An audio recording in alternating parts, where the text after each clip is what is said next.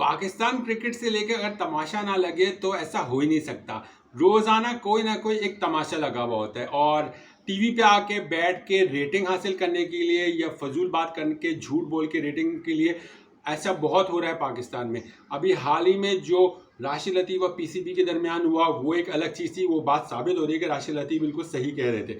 और अब 2 दिन पहले एक शो में पीजे मीर साहब ने एक इल्ज़ाम लगा दिया राशिद लतीफ़ पे कि उन्होंने शायद माजी में कोई वर्ल्ड कप था या कोई ऐसे मैचेस थे जिसमें शायद उन्होंने द लेजेंड जावेद मियाद को थप्पड़ मार दिया था या जावेद मियाद से कोई मुंह मारी हो गई थी और कुछ इस तरह की उन्होंने बातें की, जिस पे फौरी रिस्पॉन्स आया जावेद मियाद की तरफ से ट्विटर पे कि पीजे मीर ने बहुत गलत बात की है क्योंकि राशिद एक बहुत ही छोटा बच्चे की तरह है और ऐसा आज तक कोई वाक़या हुआ नहीं है और पीजे मीर गलत बयानी कर रहे हैं। जिस पर राशिद लतीफ़ ने भी उनको रिस्पॉन्ड किया कि आप मेरे एक क्रिकेटिंग फादर की तरह हैं और मैं ये कभी सोच भी नहीं सकता और ये इंतहाई झूठ है। इस बुनियाद पे अभी ये खबर आई है कि राशिद लतीफ़ ने लीगल नोटिस भेजा है पीजे मीर को और अपने जो लॉयर्स के थ्रू या जो भी है कि 14 दिन के अंदर वो इस चीज़ की बयान पे वजाहत दे, प्रूफ दे, अदरवाइज़ वो माफ़ी मांगे और वरना वो कानूनी कार्रवाई के जो मजाज होंगे, जो भी एक होता है लीगल फॉर्म जो इंसान को भी चाहिए कि कुछ ऐसी बातें करे जो कि एक फैक्ट पे मबनी हो।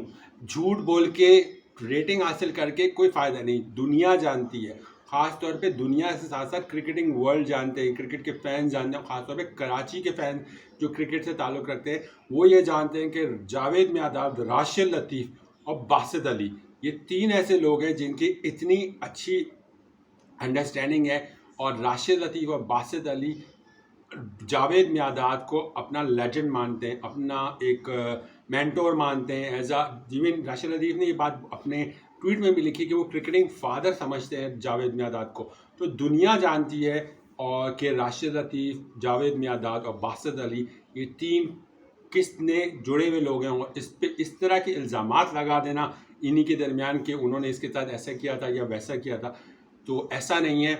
इंसान को चाहिए कि सच बोले और सच के साथ रहे और यही चीज़ बार बार और चीज़ों में चली आ रही है।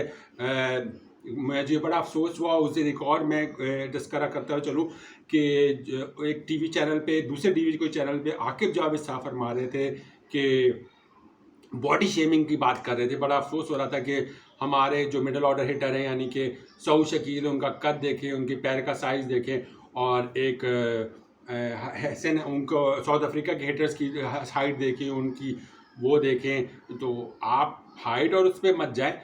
वो एक अलग हिटर है, वो एक अलग हिटर है, वो एक अलग तरीके के फॉर्म के प्लेयर्स हैं, हमारे फॉर्म।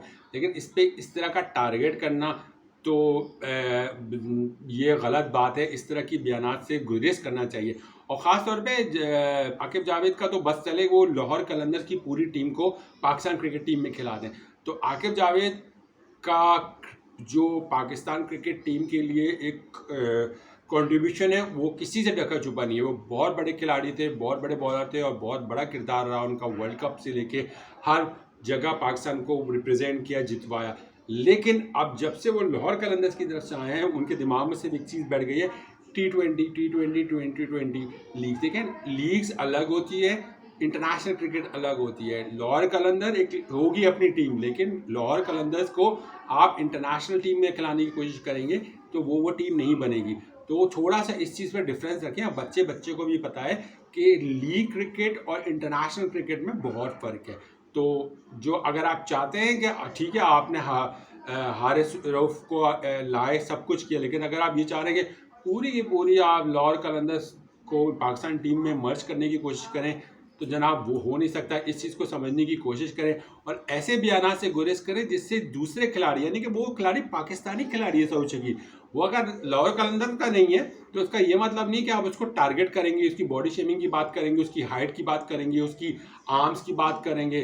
तो ये चीज़ें जेब नहीं देती, चाहे कितना बड़ा खिलाड़ी हो या कितना कद में छोटा खिलाड़ी हो। खिलाड़ी सचिन तेंदुलकर भी था, कद से नहीं होता है, परफॉर्मेंस से होता है।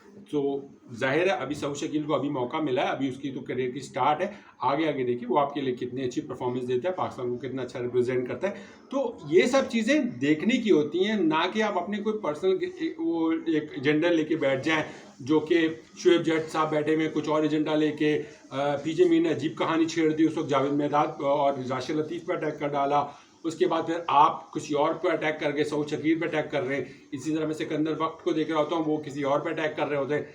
तो आमिर अलग अलग होते हैं। तो चीज़ों को एक अजीब व गरीब तरीके से हर कोई लेके चल रहा है। सलमान बट टीवी पे बैठे होते हैं, वो कुछ और बोल रहे होते हैं, कामरान अकमल कुछ और बोल, सब कोई एक टारगेट लेके बैठा हुआ है, एक कोई एजेंडे के तौर पे काम कर रहा है। तो काइंडली सबको समझ में नहीं आ रहा कि किस सब माना सबके अपनी अपनी कंट्रीब्यूशन है इस मुल्क के लिए, लेकिन आपकी फेवरेटिज्म, मेरा भी बहुत बड़े फेवरेट खिलाड़ी हो सकते हैं, आपके भी बड़े फेवरेट खिलाड़ी होंगे, लेकिन ये नहीं हो सकता कि आप मेरिट को छोड़ के अपने फेवरेट खिलाड़ी के बारे में टीवी पे बात करना शुरू कर दें और दूसरा जो मेरिट पे आया हुआ टीम में सिलेक्ट हुआ हुआ है आप उसको टारगेट करें। इस चीज़ से अवॉइड करना चाहिए। हम सब पाकिस्तानी हैं, पाकिस्तान के तौर पे देखें, ना कि एक दूसरे को टारगेट करें। बड़ा अजीब सा, जब कोई चैनल लगाओ कुछ देखो तो किसी चैनल पे कोई किसी को टारगेट कर रहा होता है, कोई किसी को टारगेट कर रहा होता है, जो कि गलत बात है। टीम ने लेट डाउन किया, सबको पता है, परफॉर्मेंस सबको पता कि अच्छी नहीं है, लेकिन सपोर्ट करें। ठीक है, आपका काम है क्रिटिसाइज करें, लेकिन क्रिटिसिज्म में इतने ना नीचे गिर जाएं कि आप एक लाइन क्रॉस कर जाएं और बिल्कुल ही डायरेक्ट हिटिंग, पर्सनल हिटिंग में चले जाएं। उस चीज़ से अवॉइड करें, कारकर्दगी तक रखें, ना कि पर्सनल हिटिंग तक चले जाएं। आप अपनी राय का ज़रूर इजहार कीजिएगा, मेरा चैनल सब्सक्राइब कीजिए, अपना ख्याल रखिएगा। अल्लाह हाफिज़।